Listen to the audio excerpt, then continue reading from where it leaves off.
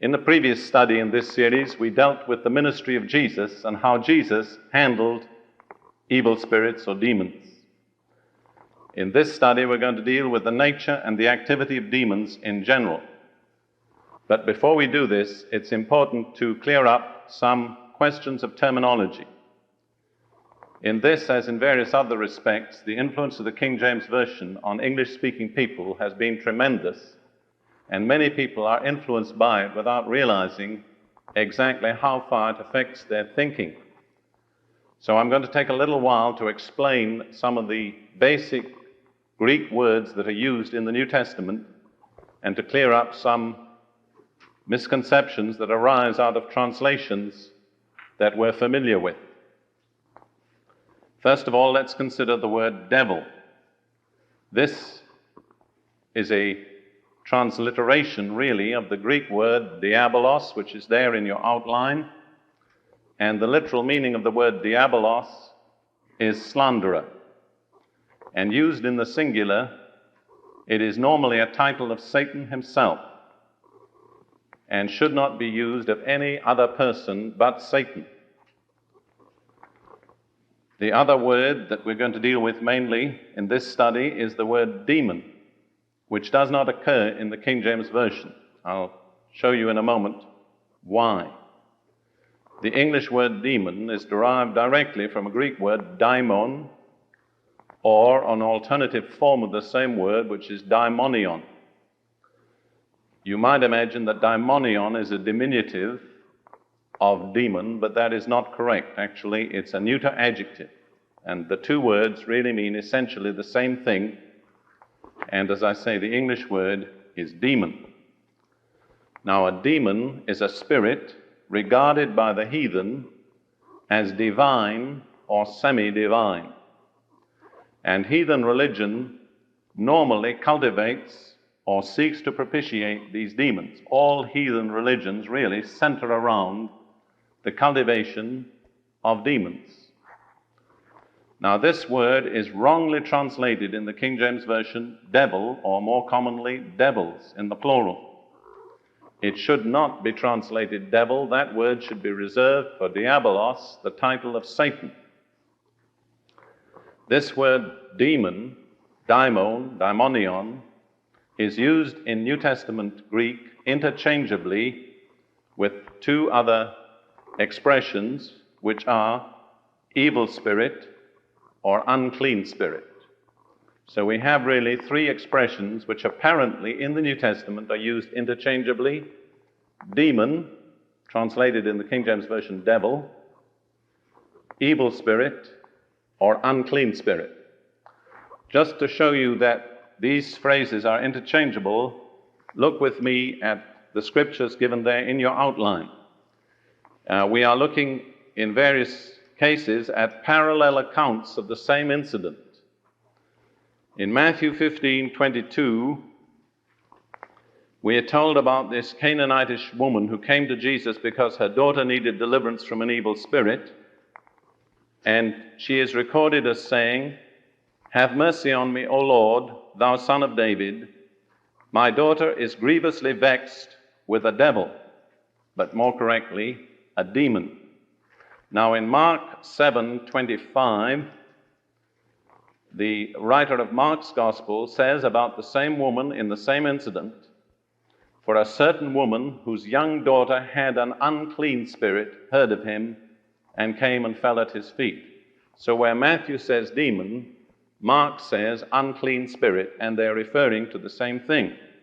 Then in Mark chapter 5 and verse 2, the well-known incident which is usually called the incident of the Gadarene demoniac, it says that when Jesus was come out of the ship, immediately there met him out of the tombs a man with an unclean spirit. Now this incident is also recorded in Luke chapter 8, and in verse 27 of Luke chapter 8, Luke says, "And when he went forth to land, there met him out of the city a certain man which had devils long time," devils being more literally demons. So where Mark says an unclean spirit, Luke says demons. These are used interchangeably. Another passage that illustrates the same truth is found in the book of Revelation in the 16th chapter. The 16th chapter of Revelation, verses 13 and 14.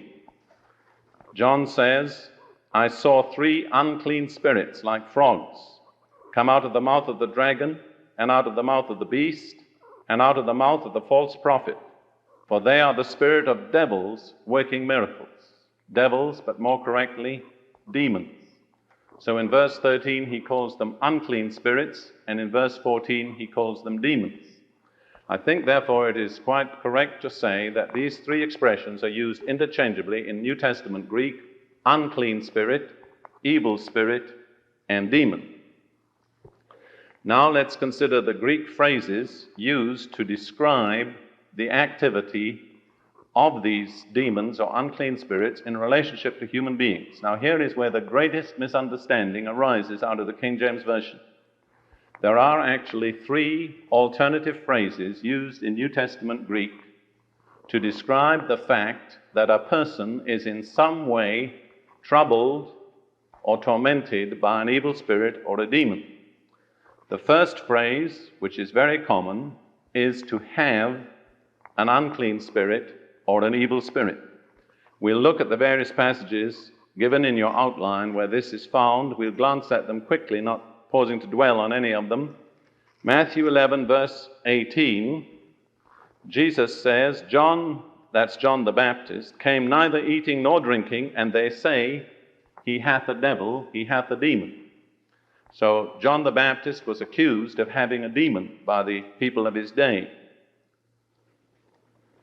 And then in Mark 7:25, we've already just looked at that, but we can look at it again for a moment. This is about the Syrophoenician woman. Mark 7:25, a certain woman whose young daughter had an unclean spirit. And then in Mark 9:17,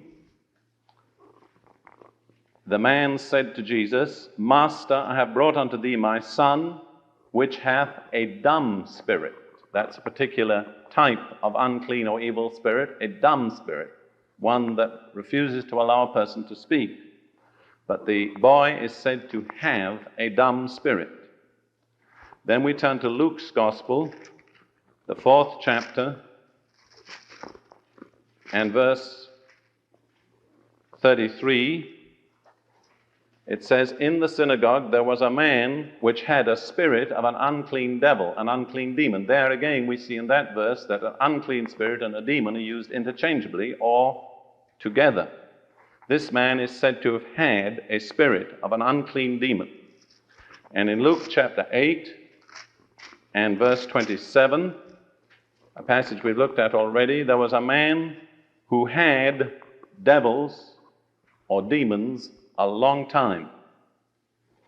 And in Luke 13, verse 11, we read, behold, there was a woman which had a spirit of infirmity 18 years, and was bound together, and could in no wise lift up herself. This woman had a spirit of infirmity, physical weakness, which prevented her from straightening her spine, what we would call, I suppose, spinal curvature. But in the New Testament, it's attributed to a spirit of infirmity which this woman had.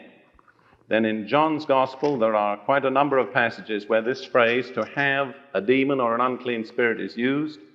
John chapter 7, verse 20, the people answered and said unto him, that's Jesus, thou hast a devil, thou hast a demon. They accused him of having a demon. And in John chapter 8, the phrase occurs several times. Verse 48, the Jews said to Jesus, say we not well that thou art a Samaritan and hast a demon? Jesus answered, I have not a demon. And in verse 52 of the same chapter, then said the Jews unto him, now we know that thou hast a demon. And in John chapter 10, verses 20 and 21, many of them said, he hath a demon and is mad. Notice, being mad is more or less equated with having a demon.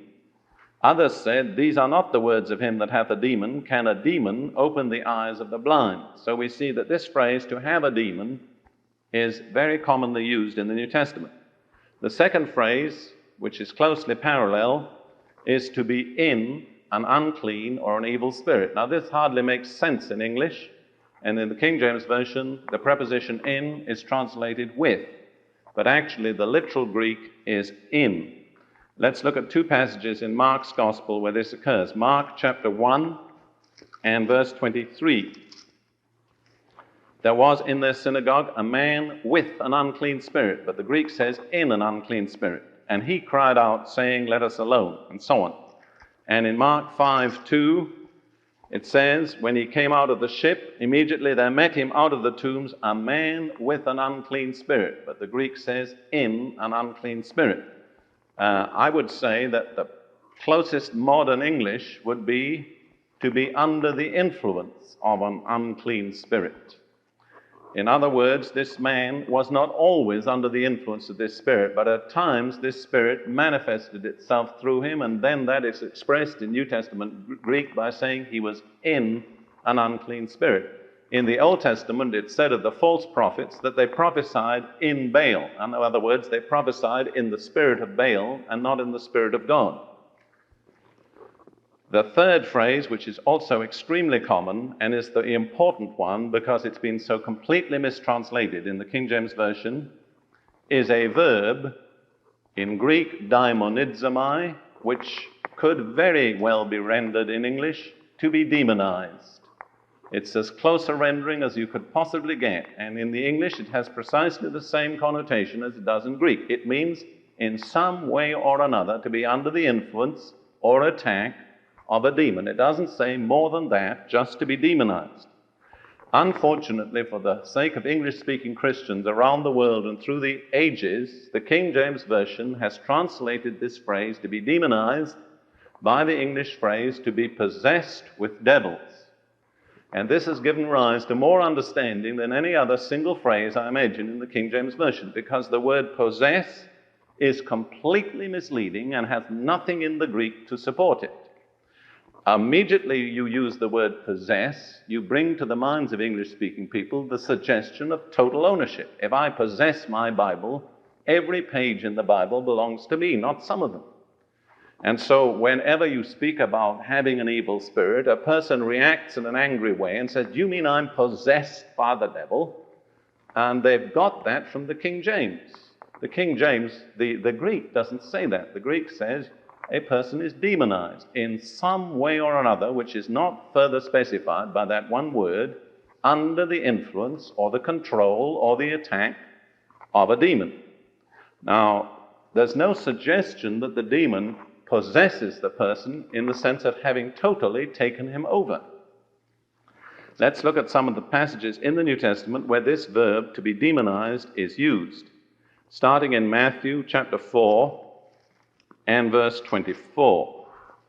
It says, "His fame went throughout all Syria, and they brought unto him all sick people that were taken with divers diseases and torments, and those which were possessed with devils, those which were being demonized, and those which were lunatic, and those that had the palsy, the paralysis, and he healed them."